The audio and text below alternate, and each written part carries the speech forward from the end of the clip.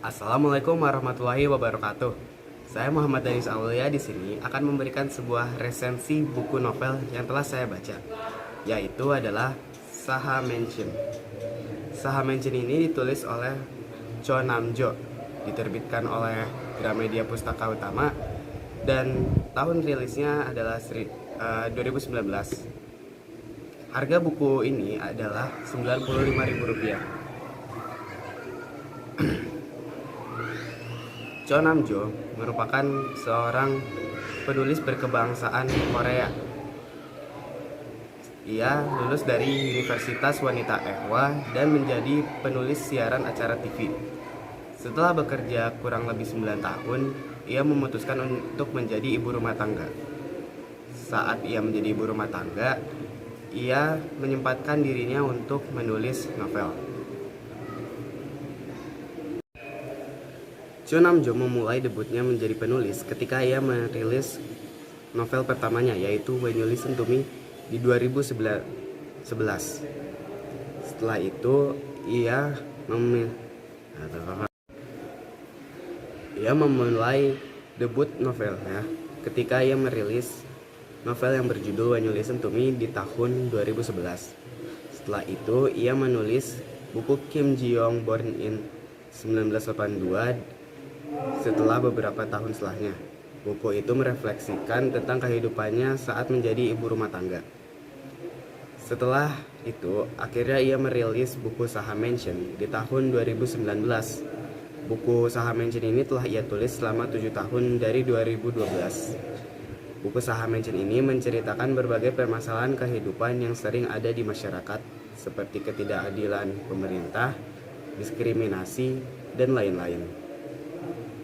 Buku Saha Mansion ini menceritakan tentang seorang pemuda bernama Dokyong yang terbangun di mobilnya.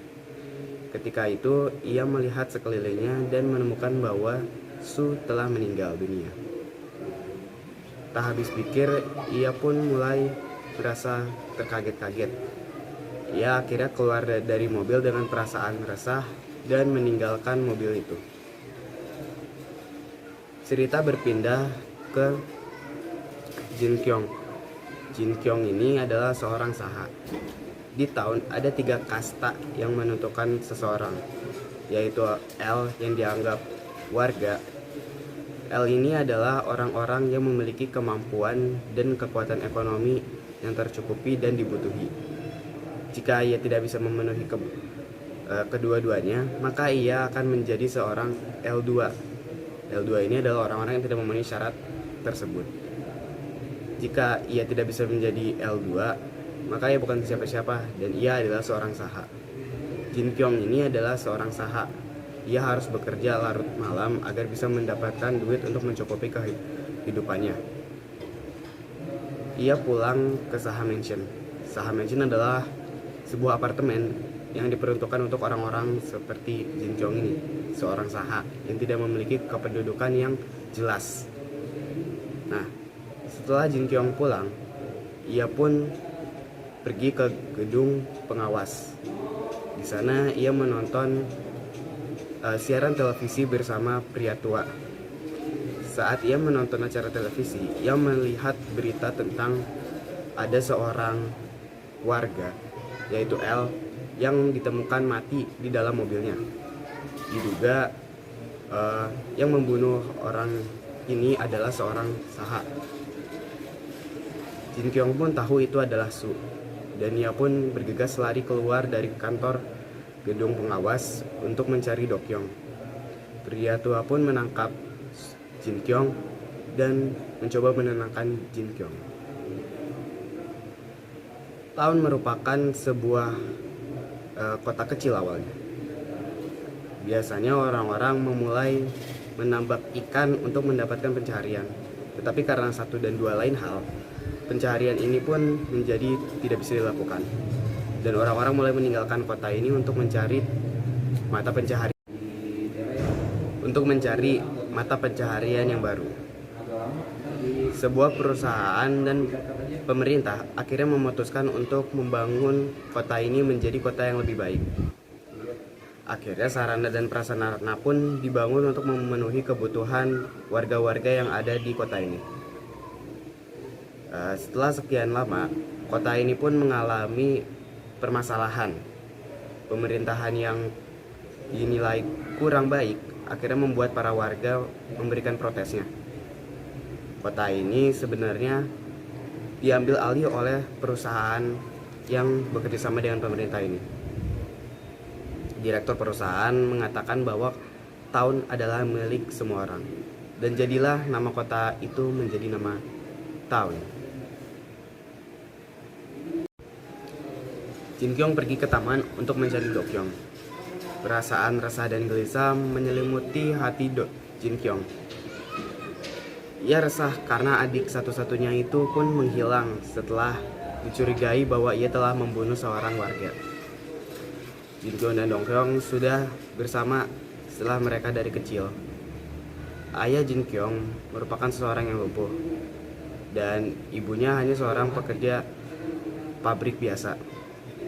Setelah ibunya dan ayahnya meninggal, Jin Kyung dan Dong Kyung pun harus hidup bersama, dan mereka pun memutuskan untuk mencari Saha Mansion yang ada di Town.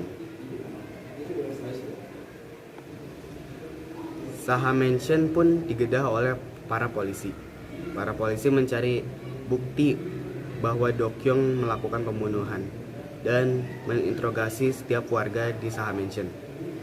Jin Kyung pun diinterogasi oleh para polisi. Hatinya harus tenang. Ia harus bisa menjawab para polisi ini dengan benar dan baik.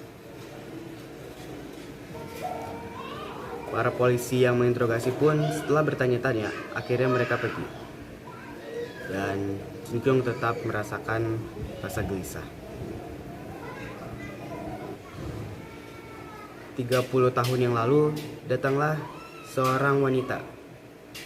Di saat ia telah datang ke Saha Mansion, ia meminta warga Saha Mansion untuk memanggilnya nenek. Dan orang-orang pun akhirnya memanggilnya Nenek Konim. Nenek Konim dulunya adalah seorang bidan. Ia membantu orang-orang bersalin di Saha Mansion. Hingga suatu hari ada seorang wanita yang ingin meminta bantuan oleh Nenek Konim. Sayangnya, wanita tersebut pun tidak bisa diselamatkan dan anaknya pun lahir. Nenek Konim mau tidak mau harus mengurus anak tersebut. Anak tersebut pun dinamai Womi. Womi adalah anak yang sehat. Setelah kelahiran Womi, pusat riset mendatangi Nenek Konim untuk menawarkan bantuan karena menurut pusat riset, Nenek Konim tidak bisa menjaga Womi sendirian. Awalnya Nenek Konim pun tidak mau untuk memberikan atau menerima bantuan dari pusat riset. Akan tetapi setelah beberapa saat, Nenek Konim pun tahu bahwa ia tidak bisa mengurusi Womi sendirian. Akhirnya ia pun meminta bantuan dari pusat riset. Di pusat riset, Womi pun dilakukan beberapa penelitian dan eksperimen. Ia pun diperiksa akan berbagai hal. Sebagai gantinya, Womi pun dicukupi untuk kebutuhannya.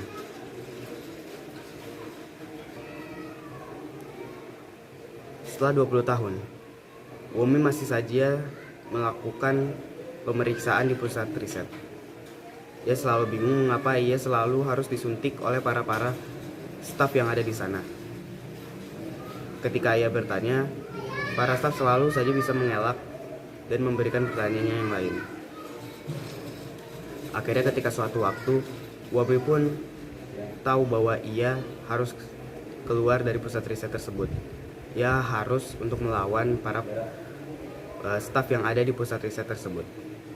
Akhirnya Womi dengan keberaniannya, ia pun mengelak ajuan.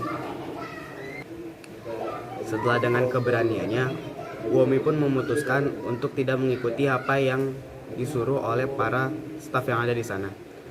Womi pun kabur dari pusat riset.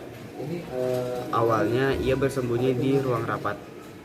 Di ruang rapat, ia dibantu oleh seorang petugas yang ada di sana. Womi pun akhirnya bersembunyi.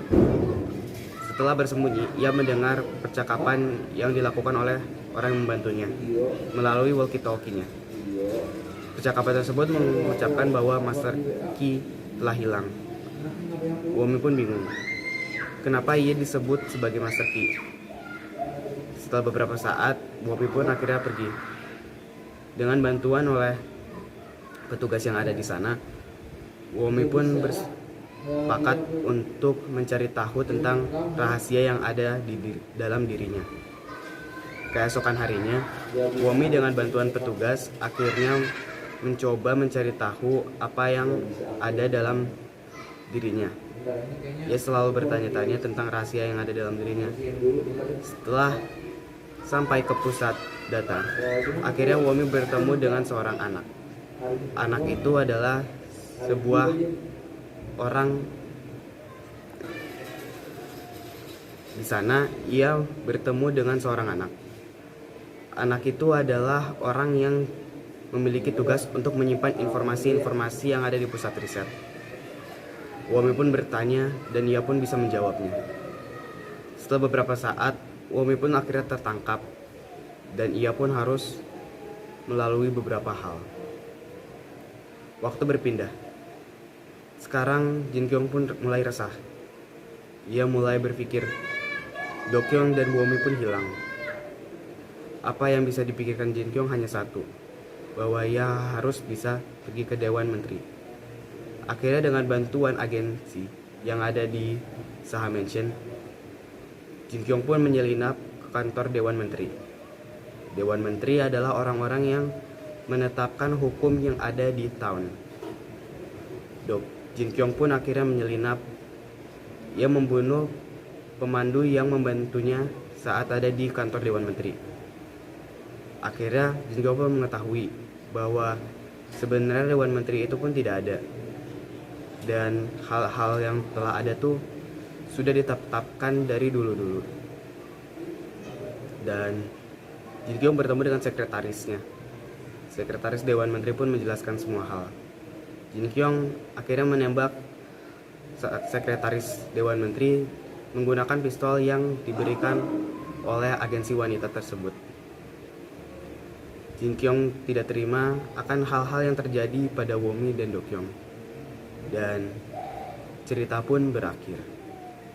Kesimpulannya, buku Saha Mansion ini dengan harga 95.000 bisa saya bilang cukup worth it. Dikarenakan buku Saha Mansion ini menghadirkan isu-isu permasalahan yang sering kali terjadi dalam kehidupan kita di masyarakat. Seperti bagaimana orang miskin tidak dilayani, orang penyandang disabilitas diskriminasi, dan berbagai hal lainnya.